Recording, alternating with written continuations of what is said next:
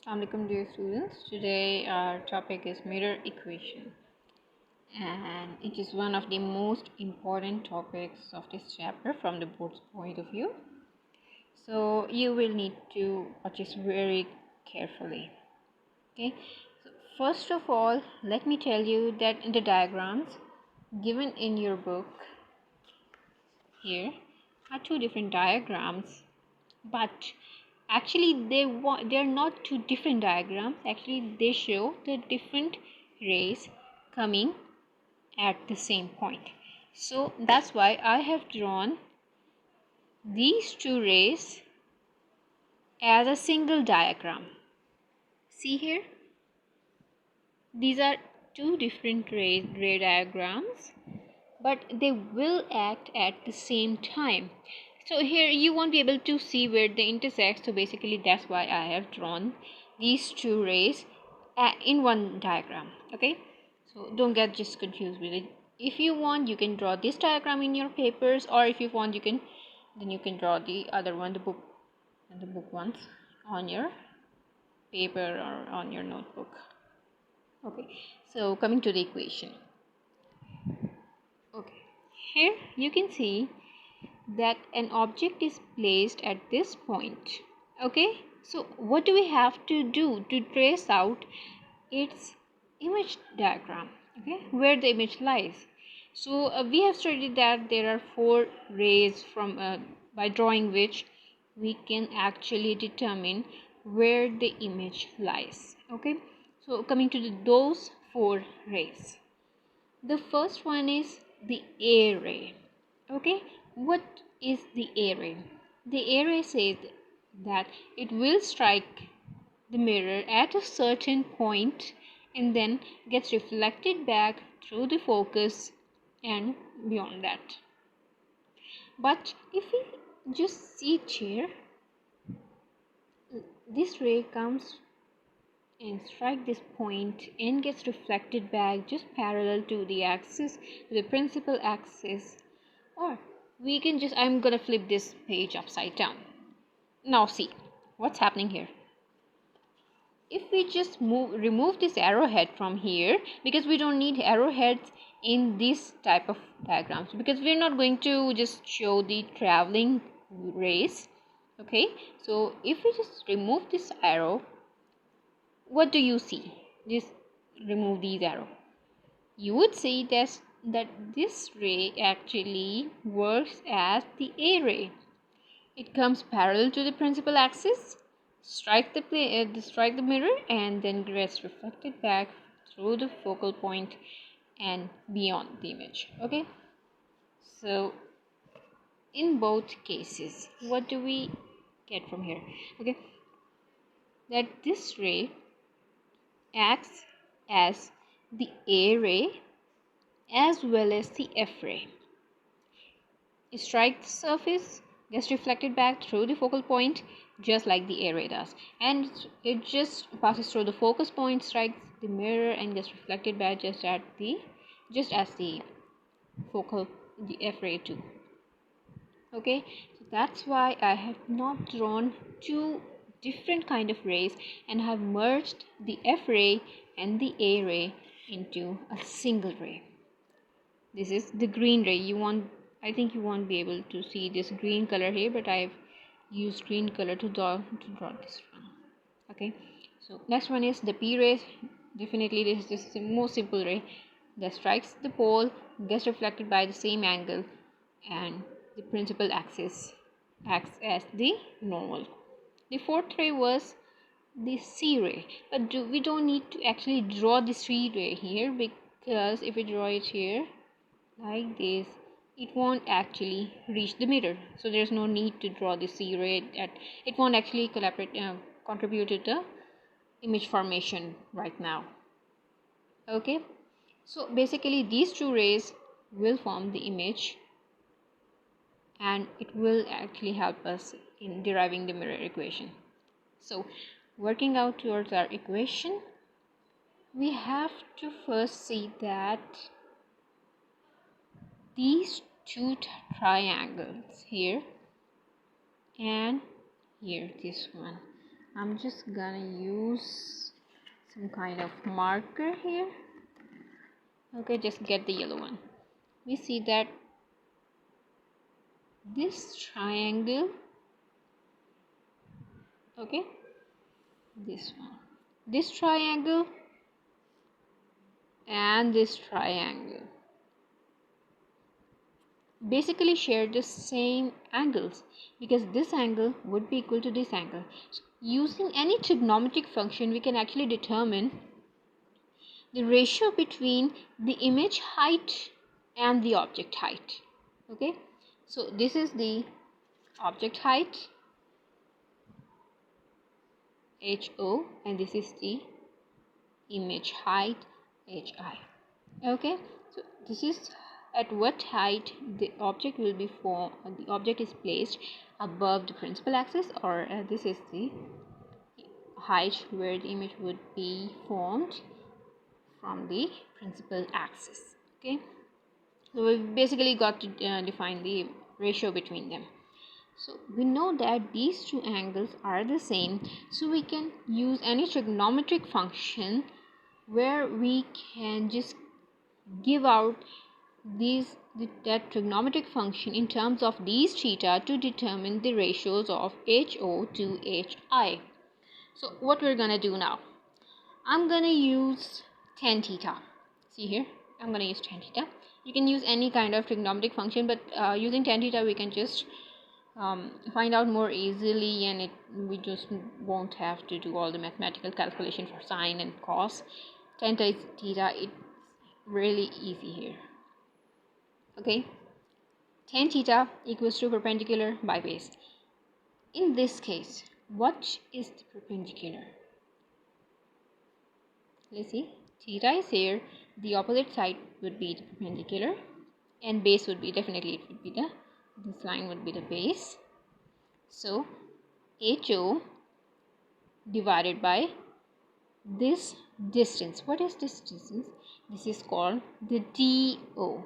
Okay, I have drawn it further because DO is a distance from the pole, not from this point of the mirror, from the pole. So DO, HO, which is perpendicular, divided by DO here, equals to, I have written this in opposite way. Okay, it would be HO divided by DO equal to HI divided by DI. So how would we get HI divided by DI?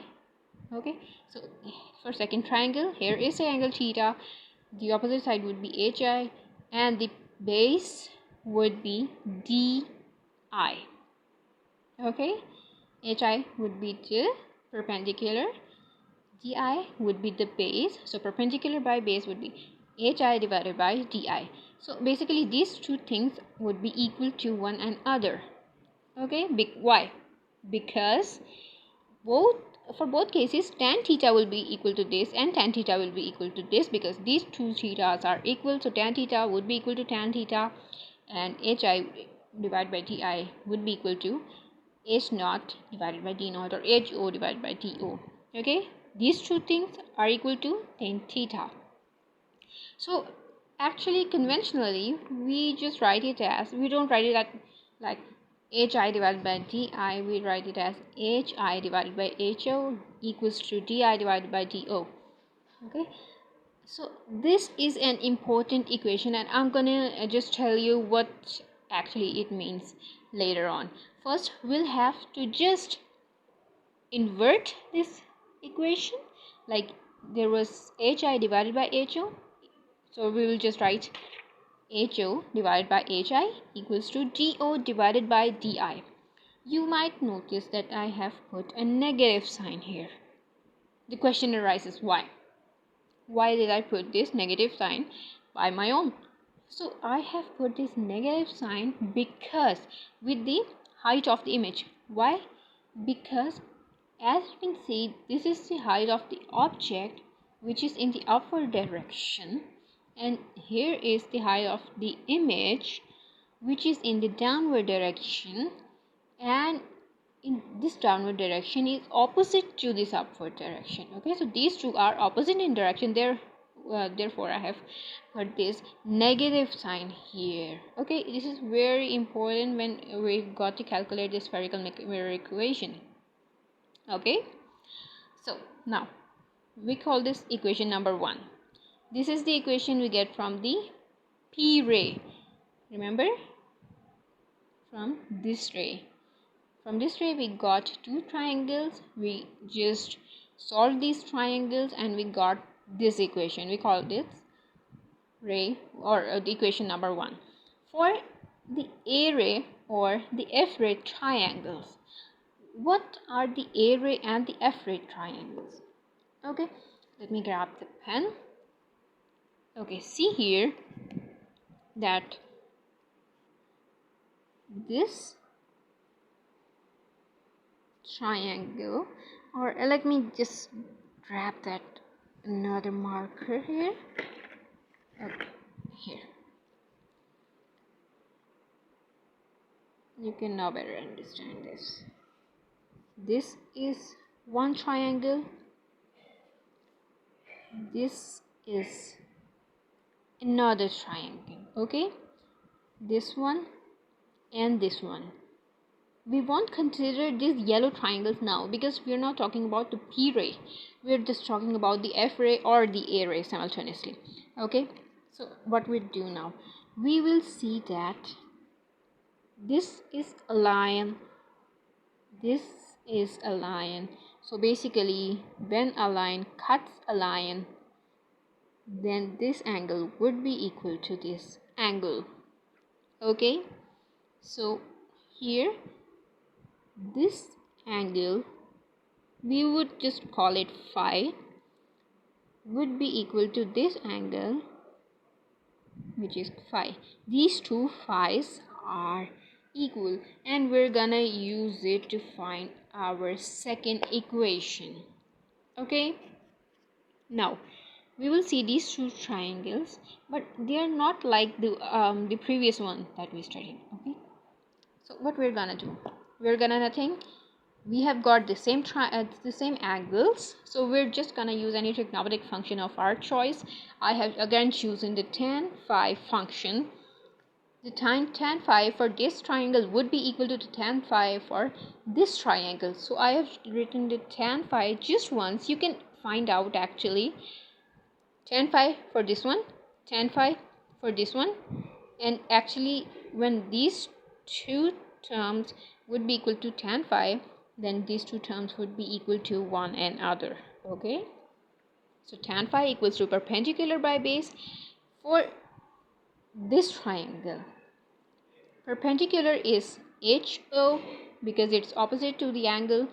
And what is this distance? Of course, in this triangle, this is the distance, this is the base, and we don't know what exactly the length of the base is. So what we're gonna do, we know this distance, and we know this distance. We know the distance from the starting of this triangle from the pole, and we know distance from the end of the triangle from the pole. Okay, so we know d naught, we know the f. D naught minus f would give the distance between this point and this point. Okay, so basically this length minus this length equals to this length. Okay, so now perpendicular, which is h naught, divided by base, which is d naught, minus f, which is this length. So we have thus written d naught or do minus f. So this is the first term, equal to. For the second triangle, we can see that this is the perpendicular and this is the base. So what would be this perpendicular equal to? This is just a distance between P to A. But we know that this distance is equal to this distance, and this distance is equal to HI simply. So this perpendicular would be equal to HI. So HI divided by base, and base would be f, the focal length. Our focal length would be equal to the base, so we have written in denominator f. Okay, so I have got this equation here. H naught divided by d naught minus f equals to hi divided by f. So we're gonna work out this equation to get our final equation here. Okay, sorry. Now I'm just gonna write in the form of this h naught divided by hi, as I have here. I don't have hi here, so I'm just gonna write h naught divided by hi. I'm gonna take this hi over here and just take this d naught minus f over here in the numerator. Okay, so what would be we have? ho or h naught divided by hi equals to d naught minus f divided by f. We will just cross multiply them. Okay, or if you want. Otherwise, if you just don't want, there's no need, because we're not gonna use this equation. We're just gonna use this one. We need ho over hi. Okay, again I've put a negative sign over here. Why? Because these two images are definitely opposite in opposite direction, so I have put this negative sign with the hi. So we call this equation number 2. You can see in equation number 1 and in equation number 2, ho divided by hi, these two terms are the same. So what happens when these two terms are the same? If let's call this a, if a equals to this and here a equals to this, then this term will be equal to this term. Okay, so h naught divided by negative hi would be equal to d naught divided by di, and here also h naught divided by minus hi equals to d naught minus f divided by f. So basically, if this equals to this and this also equals to this, then these two terms are the same. D naught divided by di would be equal to d naught minus f divided by f. So we have written it over here like this. Okay, d naught divided by di equals to d naught minus f divided by tf. Now it's all about simplification now. Okay, we've just reached the final equation. What are we gonna do? We just need to simplify this equation. So you can see f is in denominator. We will just separately write d naught divided by f minus f divided by f. Okay, so d naught divided by f would remain the same, and minus f and f would cancel each other, and we will get minus 1. So I have rewritten this equation like d naught divided by gi equal to d naught divided by f minus 1. Okay, so this equals to this, and so we have simplified over here. Okay, now what we are gonna do, how did we get this equation from this one? It might look a little tricky, but it is nothing except that we have divided d naught on both sides of the equation, dividing by d naught on both sides. If we divide d naught on both sides, what would we get? Okay, so I'm gonna write it over here. D naught divided by di, d naught equals to d naught divided by f, d naught minus 1 divided by d naught. You can see, okay, from this equation I have divided d naught throughout the equation on both sides of the equality. So d naught divided by di, d naught, this d naught would cancel this d naught divided by f into d naught, it would cut one another, and 1 divided by d naught would remain as it is.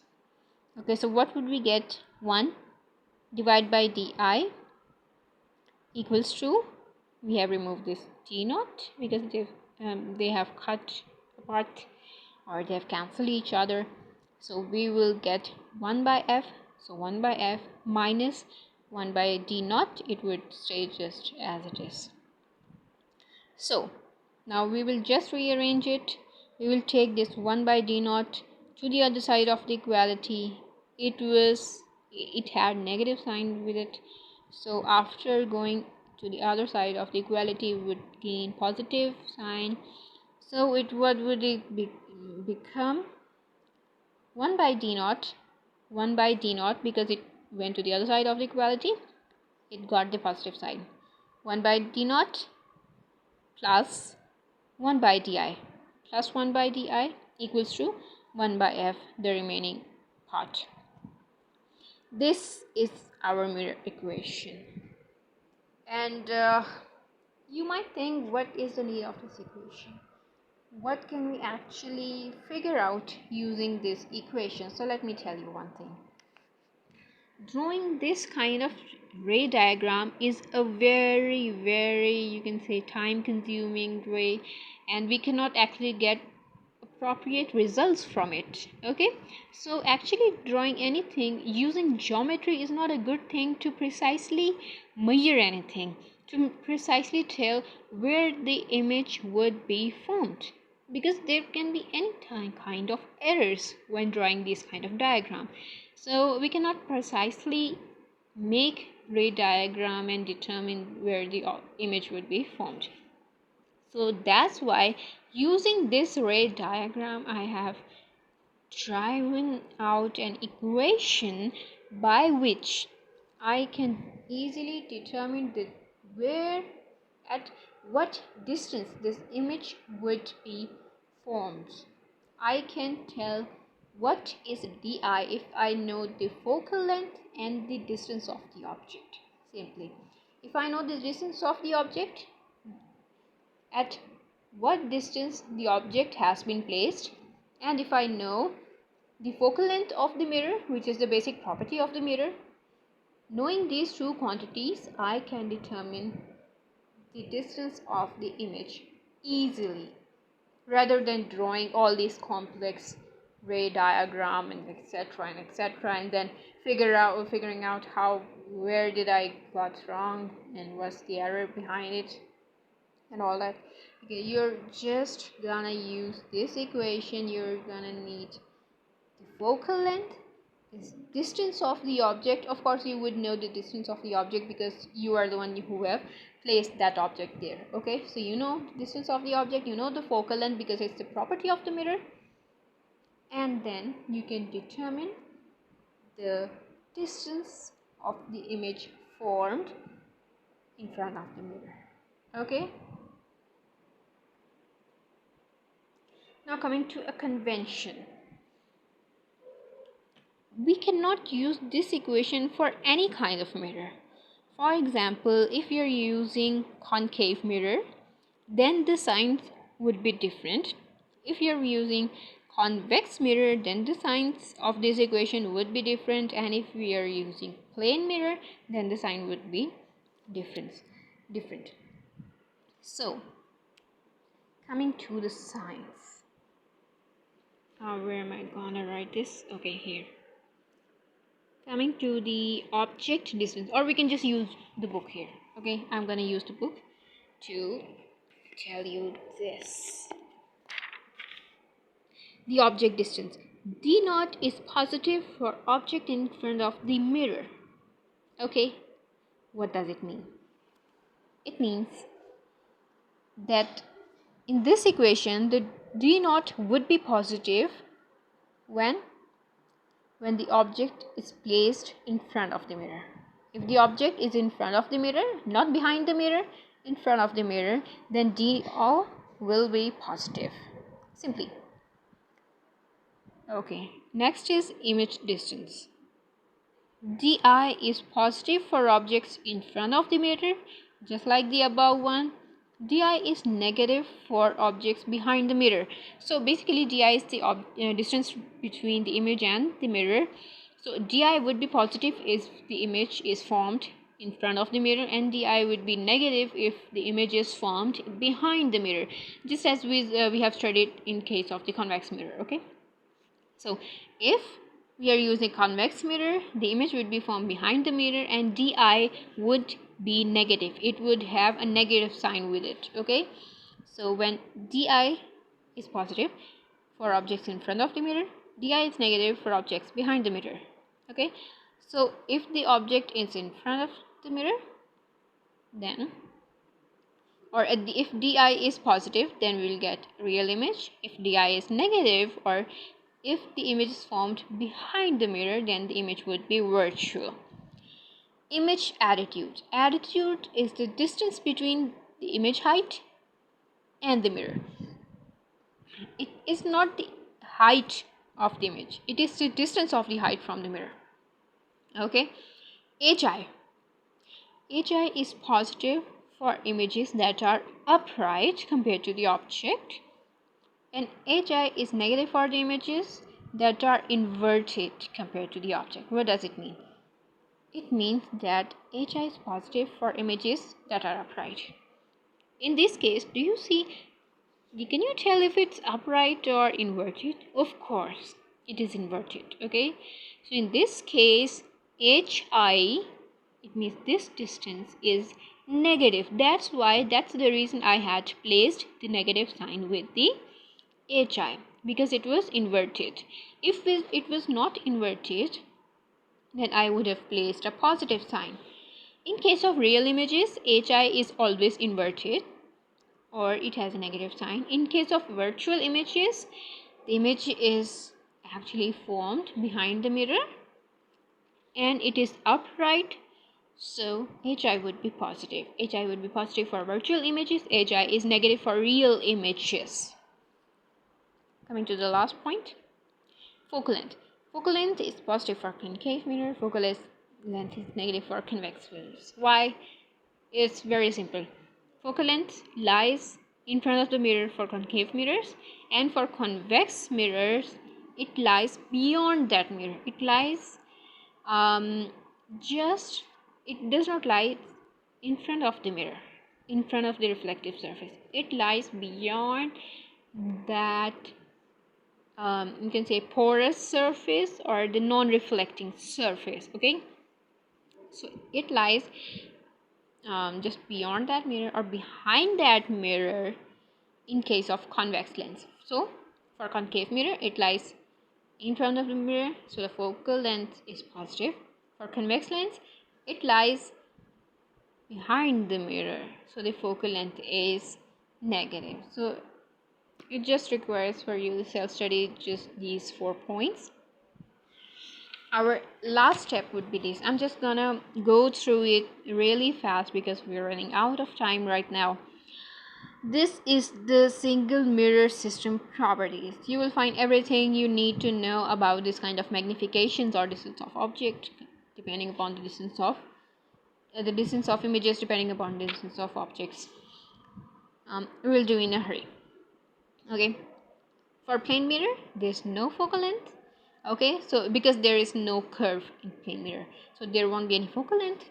In plane mirror, distance of the object would be always equal to always be greater than 0. Okay, what does it mean? It means that in case of plane mirror, the object would be placed anywhere in front of the mirror, not at the central point, of course, because the central point is the mirror itself.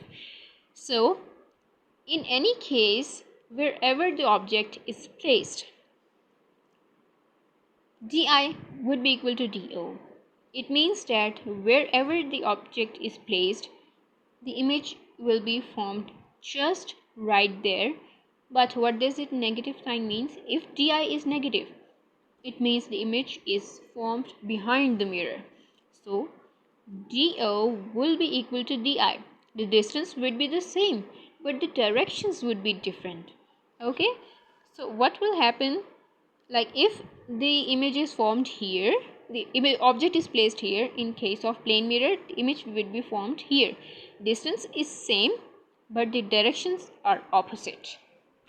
So this was the case with the plane mirror, and it would have no magnification, it would have the same size for the plane mirror.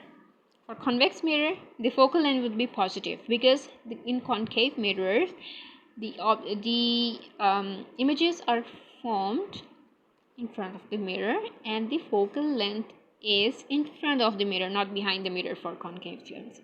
There are pretty so much cases in this. If the distance of object is greater than r, what is r? It is the center of curvature. The distance between center of curvature and pole is called r, which is radius, if the distance of object is greater than radius. For this case, we have, you can see in the next example, you will be able to see all these cases. You can see it here. Okay, if you can clearly see, the object is placed behind, far beyond the center of curvature. In this case, what would happen? Di would be less than r and greater than f. Di will be less than r and greater than f. So it lies somewhere between the center of curvature and the focus. So in this case, the image would be reduced in size and inverted. The image is, you can see, reduced in size. You can see this is the object, this is the image. It is reduced in size and it is inverted in direction. Okay, come to the next point. If DO equals to R, what does it mean? If DO equals to R, then this means that DO or object is placed at the center of curvature. If the object is placed at the center of curvature, what would happen? Then Di would be equal to R also. You can see here, Di would also be equal to R. So this distance would be equal to this distance. There would be no magnification. Okay, so the size would remain the same. There won't be any magnification over here. Only difference we would just notice is that this image would be inverted. Okay, it will be of the same size, but it would be inverted. It is the same case as plane mirror, except that the image would be inverted. Third point is the DO lies between R and F. If the object lies between R, the distance from C to P is R, and F, then what would happen? We will get Di greater than R. Okay, so the distance of image or Di would be greater than R. You can see this lies beyond the center of curvature. This is the opposite case of the first one. The first one and the third one are opposite to one another. If object is placed beyond center of curvature, image would be lie between center of curvature and focal point. If the object is placed between center of curvature and focal point, the image would be just beyond that center of curvature.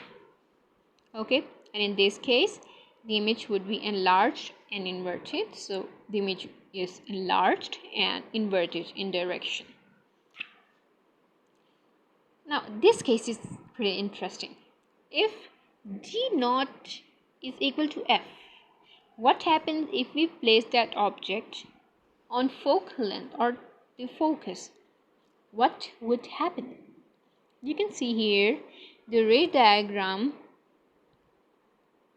In this case, this A ray strikes the mirror, gets reflected back through focus and just travel further, and P ray is just strikes the mirror and gets travel further. But what happens? There is no image anywhere. Why? Because these two rays are parallel and they will never intersect each other. If these two rays would never intersect each other, there won't be any image formed. In 3 of the cases, the image was formed at the intersection point. As there is no intersection, there won't be any image, and the distance of intersection will be up to infinity. Okay, that's why we have just written it. Di will be equal to infinity here, because they will travel infinite distance before meeting each other. So Therefore we have written di equals to infinity. So in this case we won't be able to see anything, see the object. If the object is placed at the focal point, we won't be able to see anything. So we're just gonna hurry up now, so we will get no image here. If the object is placed between focal length and O, if the object is placed between focal length and O, what would happen? First ray would be like this, and it would get refracted back to the focus, and in this case this ray will be reflected back like this. But these two rays again are going away from each other. They won't intersect, but they will intersect in the backward direction, in the behind the mirror. They will intersect behind the mirror. So what case is this? This is the case of virtual image. Okay, image will be formed behind the mirror. Image will be enlarged, and just in this case the image will be upright and not inverted. So these see, di greater than d naught, but is negative. Di is negative. Negative means that it is formed behind the mirror and enlarged, as we have seen the case. Last one is convex mirror. Focal length would be negative because the focus lies beyond that mirror or behind that mirror. The object is placed anywhere except 0. Okay, anywhere where the distance is greater than 0. So anyway, so if the object is placed anywhere in front of the mirror, the distance of the image would be between focal length and 0, but in negative direction. There is no diagram for the convex lens here, but we can just figure it out by ourselves. I'm just gonna draw a convex lens here. This is the principal axis, this is focus. Focus is negative. This is the reflective surface. This is where the ray would strike. This is the focus. It lies behind that mirror, behind the reflective surface, and in this case the image would be formed between pole or the 0 distance and the focus. So the image would be formed anywhere like this. And in this case image is formed, but the image would be negative because it's lying behind the mirror and the size will be reduced. In case of convex mirror, the size of the image will always be reduced. So this was all in today's lecture. I know it was a very long one, but believe me, you have to study it really carefully because it's really important for your board exams. Okay, this one, and we will study in the future the lens equation also. Okay, so these two equations are really important. This seems like if they're really kind of tricky or difficult, but actually they're not. So you can just watch this lecture very carefully, read your book, and there won't be any confusion for you to understand this. Okay, thank you so much everyone. Good day.